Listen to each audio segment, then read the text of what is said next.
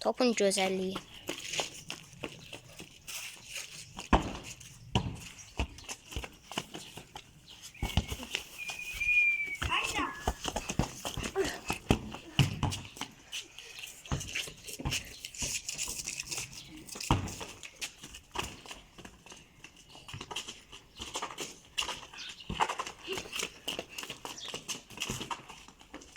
Bir sefer.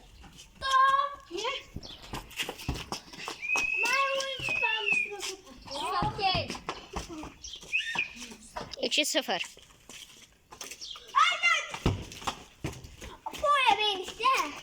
Sen fora buna. Fora verirsense ben kişi değilim. Təpiklər bile var. Təpi yatırsan öz varotan tərəfə. Öz qapın. Mən belə futboldan çox işim yoxdur.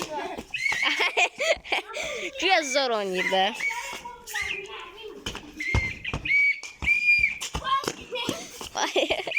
Uçub ölürük. Yusuf kameranın qabağında durursan.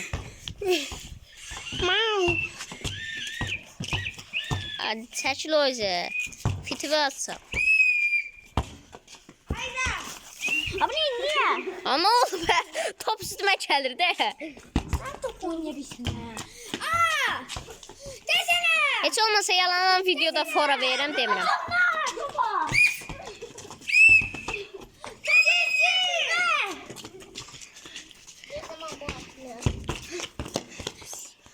Pisiyle biraz topa. Çəkil də o izə. Gətirmə.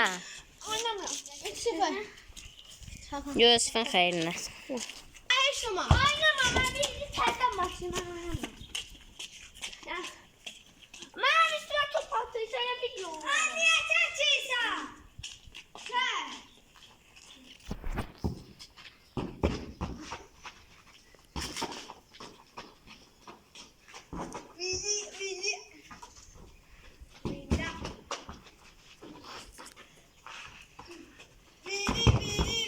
Fayet sos.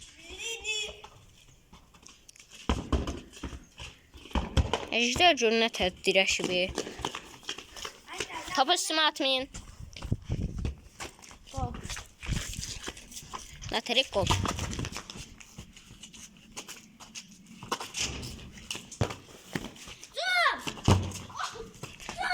Elə bir itdiyi də. Niyə cumsun?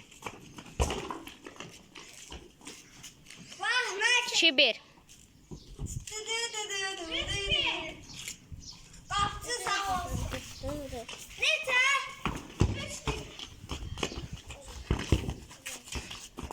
Yusuf 2-1 değil. Benim fikrim kameradadır. 4-1.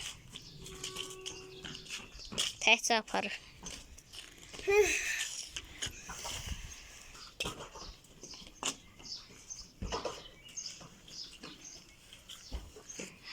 Geldi top. Qapını məncə biraz yaxından eləyərdik.